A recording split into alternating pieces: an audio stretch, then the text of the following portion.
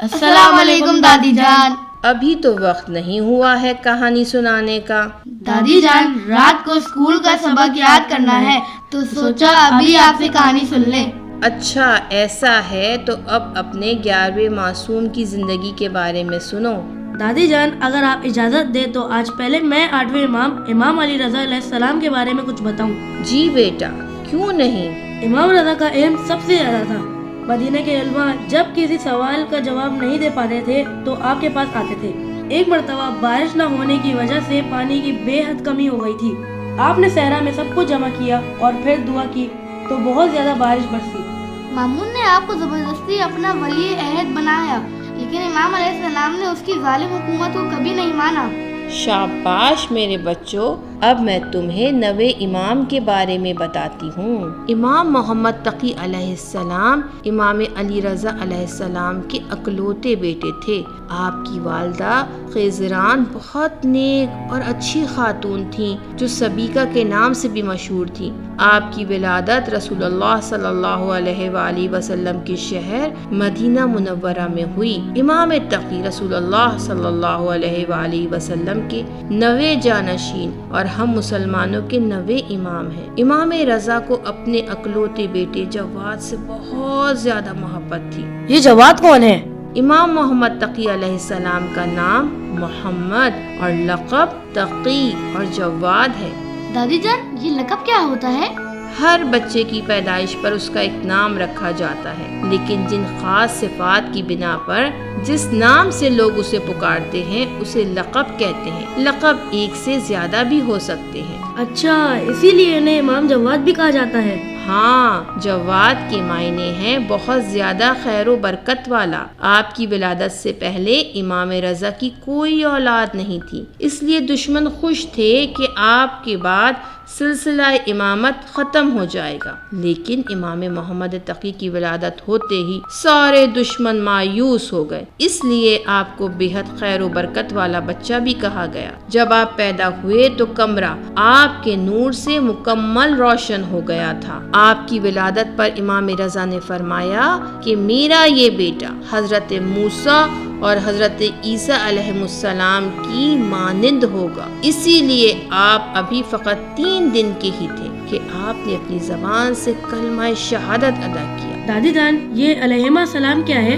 تمہیں یاد ہوگا میں نے تمہیں بتایا تھا کہ مرد ہوتا ہے تو علیہ السلام، عورت ہوتا ہے تو علیہ السلام کہا جاتا ہے۔ تو اسی طرح سے عربی میں 2 انبیاء یا 2 اماموں کا نام لیا جائے تو الگ الگ علیہ السلام بھی بول سکتے ہیں، اور ایک جگہ ایک ساتھ علیہ السلام بھی کہہ سکتے ہیں۔ تو پھر دادی اگر 2 سے زیادہ ہوں تو کیا کہیں گے؟ اور اگر 2 سے زیادہ مرد ہوں تو علیہم السلام، اور 2 سے زیادہ عورتیں ہوں تو علیہن السلام۔ اچھا اب آگے سنو۔ امام رضا لوگوں سے کہتے تھے میرے بعد میرا بیٹا جواد یعنی امام محمد تقی تمہارا امام اور رہبر ہے۔ امام جواد نے اپنے بابا امام رضا کے ساتھ صرف 5 سال گزارے۔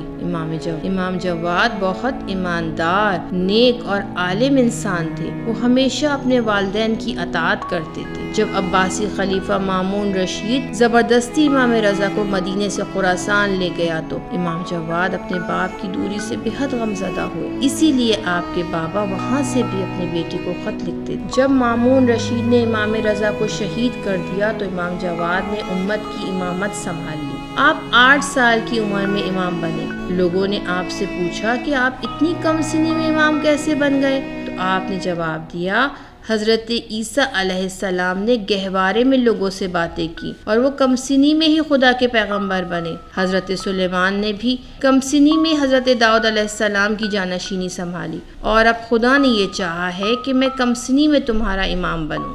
بچوں، امامت کی ذمہ داری بہت بڑی ہوتی ہے، اسی لیے امام محمد تقی علیہ السلام کے زمانے کے شیعوں کو امام جواد کی کم سنی دیکھ کر آپ کی امامت پر شک ہونے لگا۔ یہ سوچ کر انہوں نے امام سے بہت سے مشکل سوالات پوچھے۔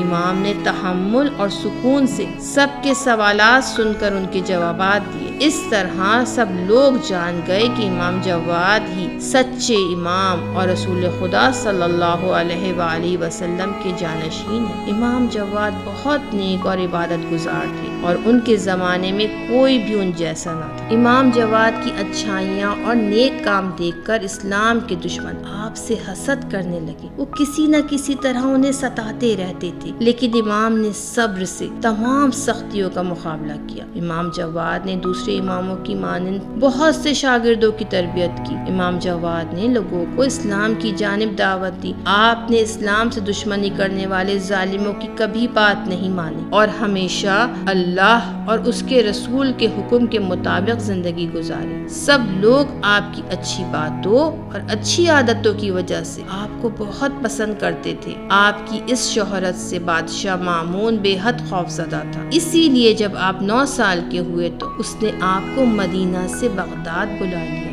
آپ بے حد شجاع انسان تھے۔ ایک مرتبہ آپ بچوں کے ساتھ کھڑے تھے کہ اچانک شور مچا، بھاگو بھاگو بادشاہ آیا۔ سارے بچے خوفزدہ ہو کر بھاگ گئے، لیکن آپ اپنی ہی جگہ پر کھڑے رہے۔ یہ دیکھ کر بادشاہ خود ہیبت زدہ ہو گیا۔ عباسی خلیفہ مامون جب بھی اپنے دربار میں کسی سوال کا جواب نہیں دے پاتا تھا تو آپ کو بلا لیتا تھا۔ اس سے لوگوں کے دلوں میں اہل بیت کی محبت پہلے سے زیادہ بڑھ جاتی تھی۔ اس نے لوگوں کو خوش کرنے کے لیے اپنی بیٹی ام فضل سے آپ کی شادی کر دی۔ ام فضل اپنے باپ کی طرح بہت بری عورت تھی، اسی لیے امام جواد اس کو پسند نہیں کرتے تھے۔ اللہ تعالیٰ بھی اسے پسند نہیں کرتا تھا۔ مامون کے مرنے کے بعد اس کا بھائی معتصم خلیفہ بن گیا۔ یہ بھی بہت ظالم بادشاہ۔ اس نے بھی لوگوں کے دل میں آپ کی محبت کو کم کرنے کی بہت کوشش کی، لیکن پوری طرح ناکام ہو گیا۔ آخر کار اس نے حکم دیا کہ آپ کو زہر دے دیا جائے۔ چنانچہ امام کے کھانے میں زہر ملا دیا گیا، جس سے امام شہید ہو گئے۔ شہادت کے وقت آپ کی عمر صرف 25 برس تھی۔ آپ کو بغداد کے نزدیک اپنے دادا